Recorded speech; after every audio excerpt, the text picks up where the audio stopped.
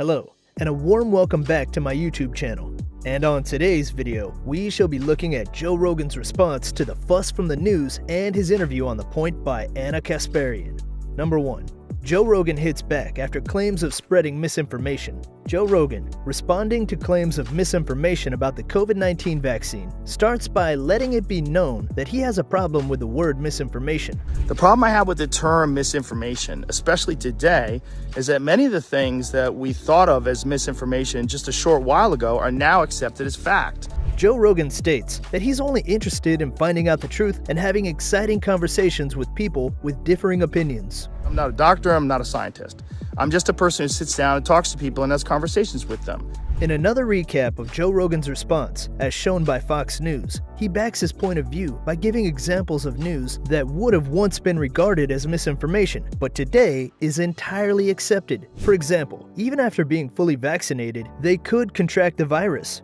Or even cloth masks were ineffective in the fight against COVID-19. 8 months ago, if you said, if you get vaccinated, you can still catch COVID and you can still spread COVID, you would be removed from social media. They would ban you from certain platforms. Now, that's accepted as fact.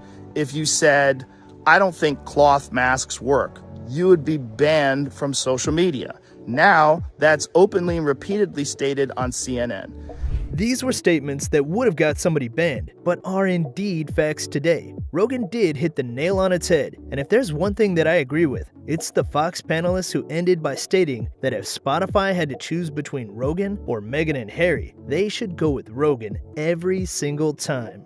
Yeah, so I can tell you if Spotify has to choose between Joe Rogan and Harry and Meghan, go with Joe every time. Number 2. Joe Rogan talks comedy, politics, podcasting, and more. Full interview with Ana Kasparian.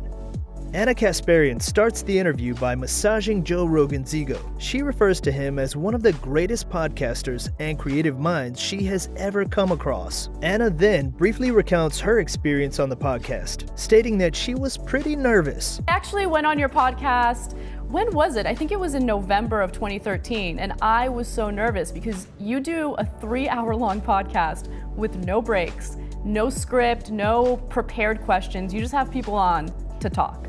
Joe then replies by saying that he doesn't see why anybody should be nervous. He continues to say that he likes to think of the podcast as a laid-back conversation and not necessarily an interview. Joe also comments that his show is raw, uncut, and non-scripted. Yeah, there's no producers or network or notes or direction. You just it's a conversation. Like the term interview, I don't like that term that much. I like listening to interesting people talk. Yep. And I think that a conversation is really where it's at. He adds that the fake and professional way of talking is on its way out, especially in politics. Rogan also points out that Obama is the least professional president we ever had, a statement with which Ana seems to disagree. So, in terms of politics, I definitely have my issues with Obama, but the one thing that I will say that I favor Bush for compared to Obama is his speech delivery. Joe quickly responds to this comparison by stating that the problem with Bush was that he grew up a privileged child, then suddenly became president, and therefore was unable to develop character and be able to rise to the occasion as a president. Anybody here got 4 kids? 3 kids? You got 4? 4. 3, okay. All right, wait. I don't know why I asked that. Oh, I know why I asked it. When asked if he would run for office, Whether or not you would run for office at any point. Never. Never. Why No is desire. that? since he's lost faith in the system. Joe also adds that he finds the idea of one person ruling things ridiculous and believes there's no need for representative governments anymore, since the world has become a global village due to the internet connectivity. No, I'm a comedian. I'm a cage fighting commentator. I really, there's better people, for sure. Moving on to matters of police brutality and the use of excessive force, Rogan believes that being a police officer is a tough job and may take a psychological toll on the officers. Joe also points out that it's not an issue with all cops, but rather the few who aren't qualified to handle the stress of that position. Well said, Rogan. Need we say more? And having everyone they deal with all day lie to them. Everyone they deal with is committing a crime. Everyone they deal with is bullshitting them. Everyone they deal with is distrusting them. That's a crazy job. And it's a job that it fosters this us versus them mentality.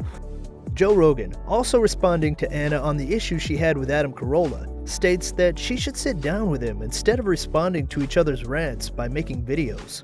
Look, this is what happened. Adam Carolla puts out this long rant. Yeah. And then you do a video response to Adam Carolla's rant. Yes. And then he does a video response to you doing a video response to Adam Carolla's rant. And then you do a video response to him doing a video response to Adam Carolla's rant. And then we sit down and we talk about it. Anna then dives into marriage and relationships by asking Joe if he's relieved because he's already married and out of the dating scene. Rogan quickly jumps on that statement by agreeing and adding that it helps when one is married to the right person. Joe cannot stress the importance of knowing the kind of relationship you want to have and who you want to have it with. Rogan is spewing some wisdom here. Well, you know, if you're married to the right person, but if you're married to a fucking crazy person, you know, then it's like, oh, well, how do I get out of this? I mean, Rogan also speaks on matters about plagiarism. He states that anybody who tries to take another person's idea and present it as his own is simply a piece of shit. Joe also explains how terrible it is when an established comedian steals from a guy who's just starting up. Here's what I believe, and this is most important. I believe that anybody that tries to take any of your ideas and pawn them off as their own is a piece of shit. Right. And they should be outed as being a piece of shit. Finally, Rogan gives insight on how he transitioned from martial arts to comedy. I was US Open champion and I won a bunch of Taekwondo tournaments, and from age 15 to 21, that was my entire life. That's all I did was martial arts. He was the guy who would make everyone laugh in the locker room, and his friends were very supportive. Kudos to all of Joe's friends who pushed and encouraged him to be who he is today, a legend in the making. When I was young, I was retarded.